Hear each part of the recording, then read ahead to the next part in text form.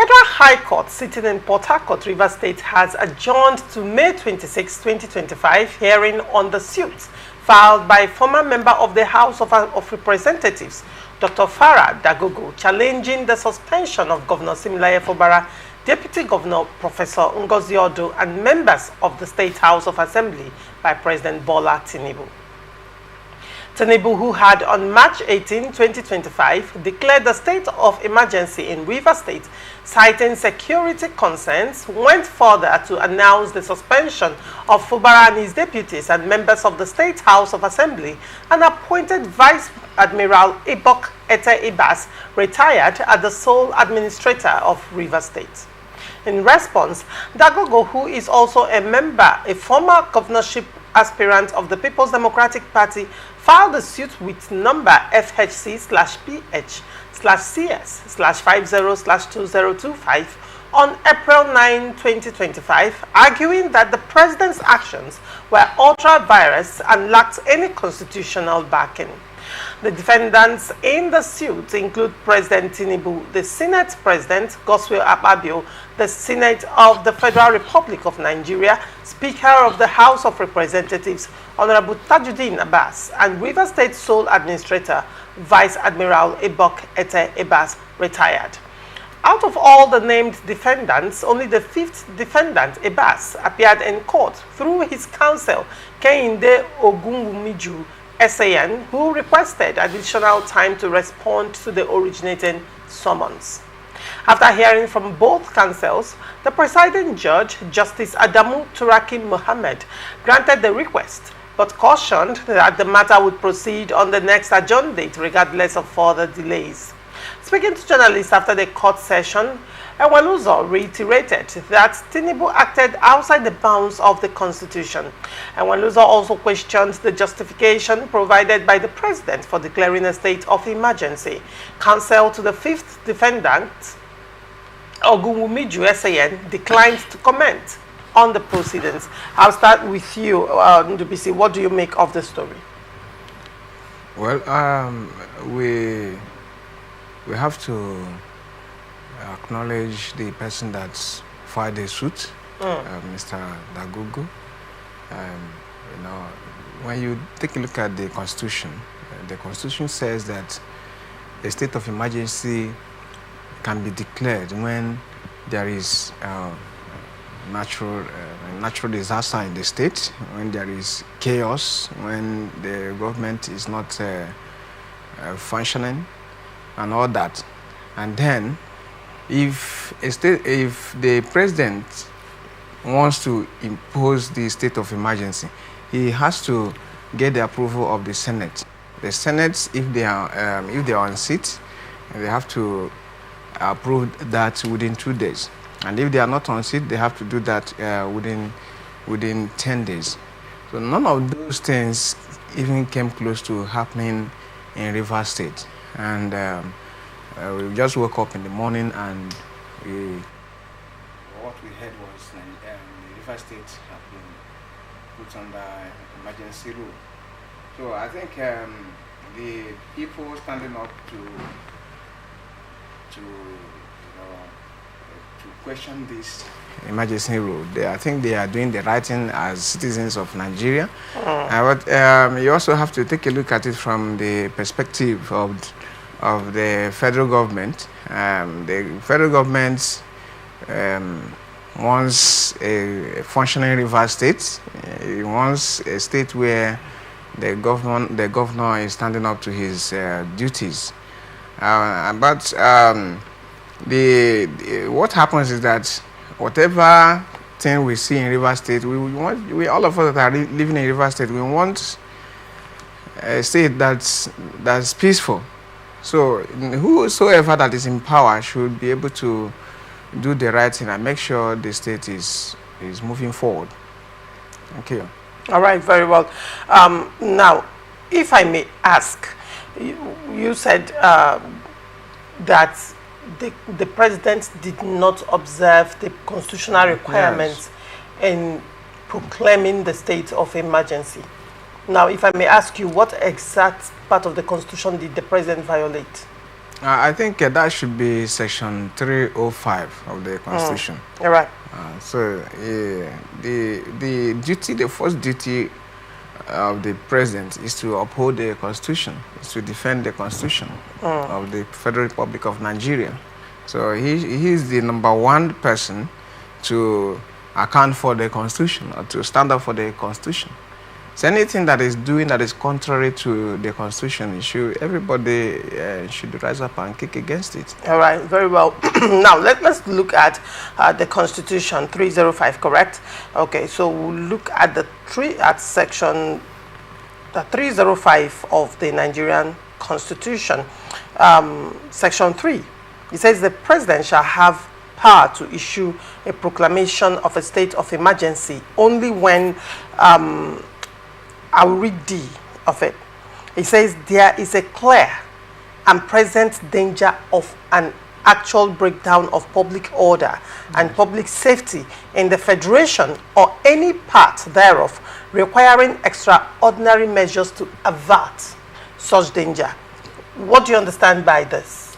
What I understand is that maybe the president, considering the political turmoil in the state, the president saw it that a lot of things that may be detrimental to the national unity might happen. Yes. So there is a possibility. So you are in Rivers State, Ndubisi. Yeah. Would you say that there was a possibility of an actual breakdown, the way things were going? Well, we can't really say. You are in Rivers State, yes, so you can't tell me you can't really say. All of us, we are living peacefully, but we have to acknowledge the fact that the powers that be in the states, we are having some tussle. So now, hold on. Let me read that part again. Okay. It said, the president shall have the power to issue a proclamation of a state of emergency only when, and the D says, there is a clear and present danger of an actual breakdown of public order and public safety in the federation or any part thereof, requiring extraordinary measures to avert such dangers. Now, underline that word, avert. Averting means it's prevention. It is a precautionary measure that is taken. Not that you're declaring the state of emergency when the breakdown has actually happened. But the state of emergency, according to the Constitution, can be declared in order to avert. Okay. And he said an imminent. He said an actual breakdown of public order or any part thereof. So a state of emergency can be declared to avert that. Now the G or the F of it now says if there is, the president shall have the power to issue a proclamation of a state of emergency only when F says there is any other public danger which clearly constitutes a threat to the existence of the federation. Now, would you say bombing of pipelines constituted a threat to the existence of the federation, particularly the economic existence of the federation? That one is a serious issue. It should be regarded as a serious issue. But we can say, all of us know that incidents like that have always been happening in the country, and in Rivers State and some other states. The pipeline explosions, were they in any way tied to the political crisis in Rivers State? It's part of what the president saw as breakdown of order, breakdown of society. You're right. So he took the action to prevent so if you say he took the action to prevent the escalation, it takes us back to the D, where he says the president shall declare a proclamation of a state of emergency if there is a clear and present danger of an actual breakdown of public law, of public order and public safety in the federation or any part of thereof, requiring extraordinary measures to avert such danger. So going by what you have said, one would say, according to the Constitution, the president did not break the law. Right now, Adolfo, what do you make of this story? Well, for me, I always tell people, for a witch to cry at night and a child dies in the morning, you don't need to ask question who killed the child. before this time, so many faceless groups were coming up on the internet. We saw so many viral videos where people were threatening thunder, fire, and brimstone that should anything happen to the governor, that they will break. In fact, they threatened the national peace. And after those threats, 2 days later, we saw 2 bomb blasts on pipelines in quick succession. You don't need to ask question. That is one. Before this time also, the House of Assembly, they've already come out openly saying that they will impeach the governor. 3, there was a Supreme Court judgment which says funds should not be released to the governor. All our accounts were frozen. Nobody knows what that would have done to the economy, especially the civil servants in Rivers State. Whether I like it or not, Rivers' economy is powered mainly by either 40 to 50% civil servants, both at the state, local government, and those working in the ministries, departments, and agencies of government. What would have happened to these people? So whatever the president did, he acted in the best interest of Rivers State. First, to quell tension. Also ensure that workers get paid at the end of the month. So it was a very proactive decision by the governor, by the president, to impose this state of emergency. Whether I like it or not, it has calmed down so many tension in Rivers State and also give room for genuine reconciliation. When I mean genuine reconciliation, not hidden reconciliation. So the president acted in the overall interest of Rivers State, whether I like it or not, truth be told, because the way the state was already heading to within that last 3 weeks, it was more of a drama that was unfolding. Every day I will impeach, you will impeach. It's a different manner where the governor, even on his way to commission a project, he stops that he wants to go and present a budget. Who does that? So for me, the president acted in the best interest of the state for us to have genuine peace and reconciliation. So invoking that emergency rule, it's okay. But for me, again, you see Farah Dagogo going to court is an abuse of court process, given the fact that the PDP governors are already at the Supreme Court. Him now going to a federal high court, will his judgment or will what he will get at the high court override what is happening at the Supreme Court? The answer is no. Then also seeing the president, the Senate president, Speaker of the House of Reps, out of 6 defendants, or only 1 that came. So it amounts to boxing air. And when you're boxing air, you usually get tired, you're dissipating energy. So what Farah Dagogo is doing is purely symptoms seeking attention. And when you give it attention, it becomes sickness. But if you allow it to die, it dies as a... See, who is Farah Dagogo? Where is he coming from? What is pursuing is a case of vendetta. You know why do you say it's a case of vendetta? Prior to his governorship, the governorship primaries, we all knew what transpired. Even when this crisis came out, he was also part of the people who were supporting the governor, giving him every morale, go, nothing will happen. Now it has happened. They were part of the people who told him that nothing will happen, that he should proceed. He's the governor, he has red biro, that nobody can take away the red biro from him. But today, that red biro has been taken away for 6 months. So these are still the same people who are part of the crisis. Our governor is a very peaceful person, but he was misled. You know, when you surround yourself with people who doesn't mean well for you, these are the kind of things you get. You think Farah Dagogo is happy that Fubara became the governor? Why Farah Dagogo is purely a case of vendetta. And these are things we don't need in Rivers State at the moment. These are part of the things that brought us to where we are today. So it should be condemned.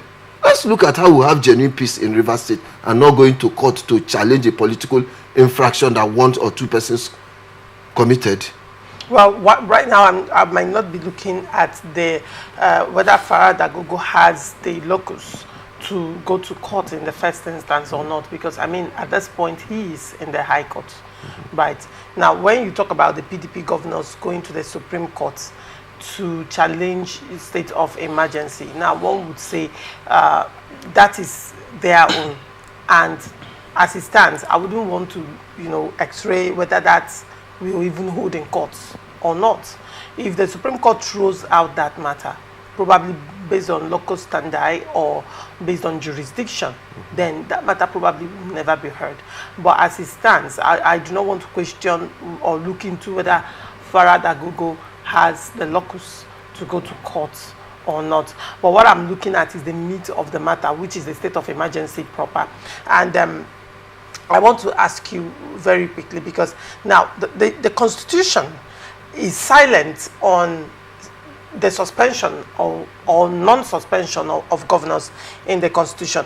One of the places in the Constitution, it actually said that the governor of a state may require, with the sanction of a resolution supported by a 2/3 majority of the House of Assembly, request the president to issue a state of emergency in the state when there is in existence within the state any of the situations specified in subsection 3C, D, and E of this section, and such situation does not extend beyond the boundaries of a state. So here, the governor can actually call for the president to issue a state of emergency in his state. Now, the problem in Rivers State is not represented in the Constitution. In the instance of the governor calling for the president to intervene in the case of CDE, C is actual breakdown of public law and order and safety, D, clear and present danger of actual breakdown, and then E, there is an occurrence or imminent danger. This one has to do with natural calamity affecting the now. In this instance, one would say these are security situations, but that the governor is not, one will not hold the governor culpable in that. But in Rivers State, the Supreme Court has indicted the governor and held him culpable of whatever that is going on in Rivers State. And the Supreme Court went further to say there is no government in Rivers State, which means in Rivers State there is a state of anarchy. Of course. That's on one hand. Now, on the other hand, the Rivers State crisis defied political solution. Rivers State crisis defied mediations from different quarters. Rivers State crisis defied protests. Now, at the end of the day, everybody was waiting for Supreme Court. Now, Rivers State crisis, even after Supreme Court judgment came, Rivers State crisis defied Supreme Court judgment. Now, the actors in Rivers State crisis is the state governor and the House of Assembly and FCT minister. Well, correct? And these two, in fact, I'm not even bringing the FCT minister here. The state governor and the House of Assembly. And even after Supreme Court judgment, both parties still could not see eye to eye. And then the issue of impeachment came and things were quickly spiraling out of control. Do you think that the situation in Rivers State is covered by the Constitution with regards to state of emergency? Yes, it is covered by the Constitution. Go given ahead. the fact that, one, a family matter that degenerated into a political crisis was hijacked by ethnic bigots. When I mean ethnic bigots, it became a purely ethnic matter, where you see some people who claim that the governor is their son, the governor is their brother, that we are standing with you, that whoever attacks you attacks us. You don't do that. This is purely democratic matter, and we're in a civil society which is governed by the law and not ethnicity. The governor committed so many political infractions, even from the Supreme Court judgment. He was even described at some point as a despot. Supreme Court again said there was no government in Rivers State, because as big as Rivers State, you cannot govern a state with 3 House of Assembly members. Nobody does that. Even in Motopark, they still have that majority. A microscopic few cannot oversee what is happening in a Motopark. Talk less of a civil society like Rivers State, a complex state. You rule Rivers State with 3 House of Assembly members, and people were applauding you. And at the end of the day, see the result. Even the Supreme Court judgment came, some people were still standing against the Supreme Court judgment. Why it beats my heart so much, and my heart bleeds, is that in November 23rd, I think that should be November 2023, they all went to see the president. The president ruled out an 8-point agenda. They came back, he implemented 1 and 2. The next thing, some faceless people went to court, and at the end of the day, they say it's a mere political solution. They went to court and they sought the judicial solution. Today, they are still running back again in circle for that same political solution. So it's really disheartening that we find ourselves in this position. No governor in a sane climb govern outside his House of Assembly. House of Assembly, I tell people, this thing is more like the local draft. If you are at a disadvantaged position, even the worst of a player with plenty will defeat you. So the governor for me was ill-advised. All right. I need to add something there. So go ahead. What we are discussing here is the constitutionality of the actions of the president. Mm-hmm. Is it constitutional? The state of emergency he declared, is it constitutional? Did he follow the process? Of course he did. Now, did he get the approval of the Senate before he declared the state of emergency? I think in a democracy, the final arbiter of what is right and wrong is the Constitution, is the law. But also, let me inform you, also remember that Nigeria is one of the countries that has the most strongest president after the United States. Yes. A president of the United States can declare war because he has without the approval of the Congress. Of course. So that same power, the president in his wisdom saw what or where we were heading to. Well, and he invoked the Constitution. Don't forget that he invoked the Constitution. He also got, hold on, he got 2/3 of the National Assembly, both Senate and the House of Reps. Even those people who claimed that they had 60 lawmakers with them on the day of the vote at the National Assembly, the House of Reps. And I'm sure if 60 or 61% had shouted, we would have heard their voice. So there would have been dissenting voices. Now, the question I want to ask, so we don't move this, I was looking at whether River State crisis, the peculiarity of River State crisis is captured in the Constitution. And I'm saying that this is a crisis where the governor and the state houses of assembly are actually the arrowheads of the crisis. Now, people are crying now that the president had no right or does not have the constitutional right to declare state of emergency.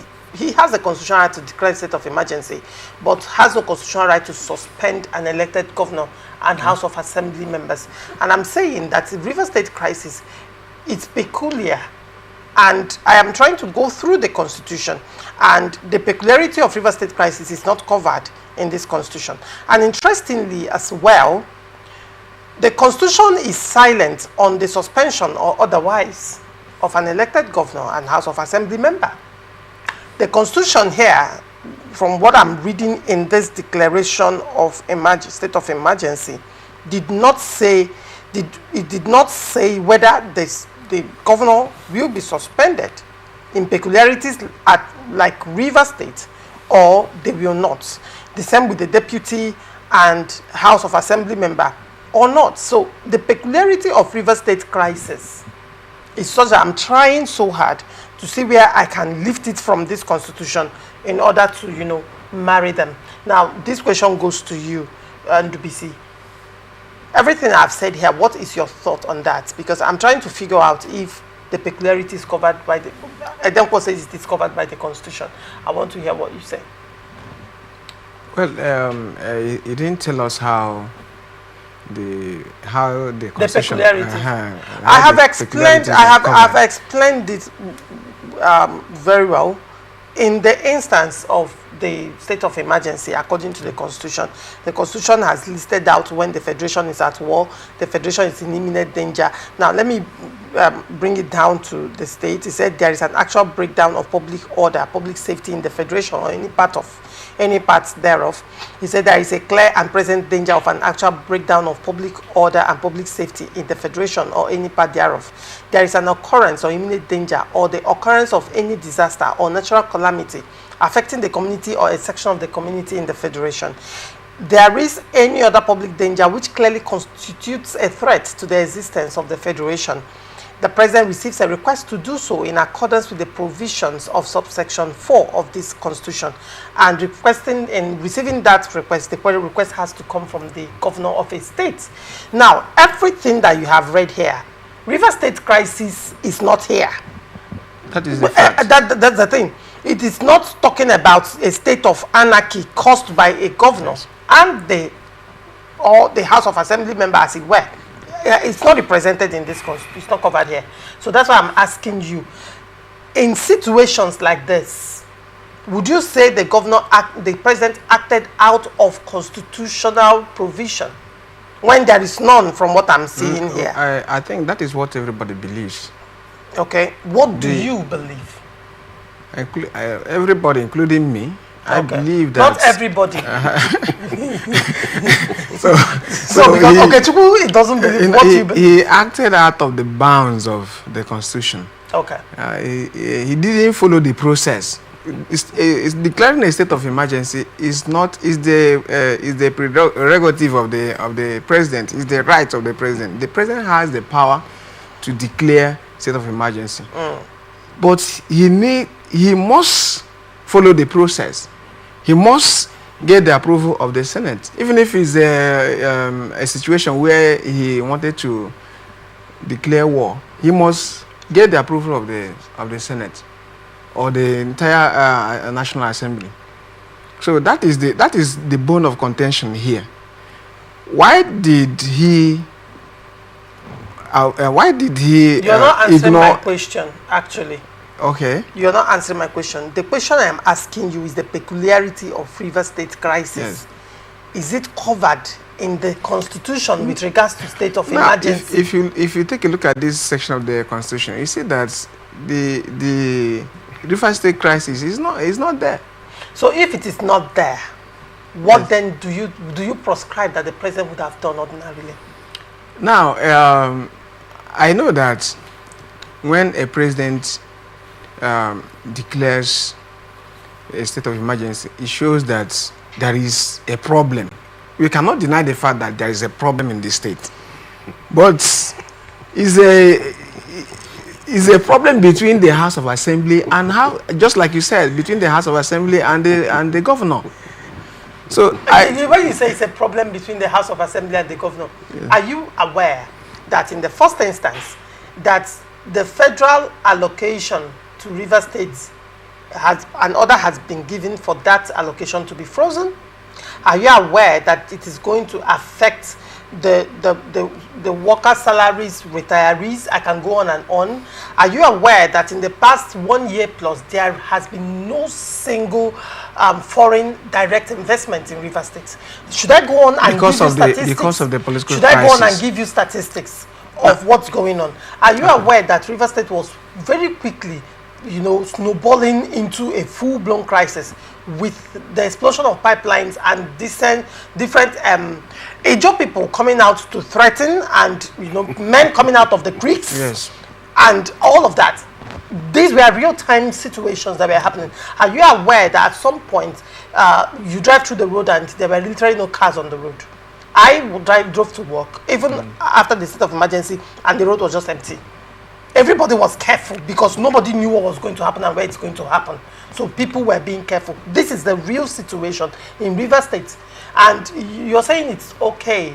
So if it is not covered by the Constitution, what would the president have done ordinarily? Now, if you take a look at how this crisis started, it started from the disagreement between the governor and the members of House of Assembly. Now, what everybody was expecting, all of us were expecting that the lawmakers would impeach him. At least they would impeach him. But what led to the escalation, I don't think, even if you want to declare a state of emergency, what we are saying is that you follow the process, because this is a democracy. All right, let me hear from Edemko very quickly before we move on. With all due respect, yes, our governor is the greatest and highest beneficiary of this state of emergency. Why I say he's the greatest and highest beneficiary, it gives him ample time again to negotiate. It gives him ample time to toe the line of peace. Ordinarily, if the president had not declared this state of emergency, our state would have had a full-blown crisis in this state. For the first time, an ethnic nationality were threatening the entire River State. That's one. He's our son. Nobody will do to him. If you touch him, it's a slap to us. It has never happened before. Keep politics out of ethnicity. So the governor is the greatest beneficiary of this state of emergency, and the president of this country, in his wisdom, acted in the best interest of Rivers State. Whether you like it or not, that's a simple truth.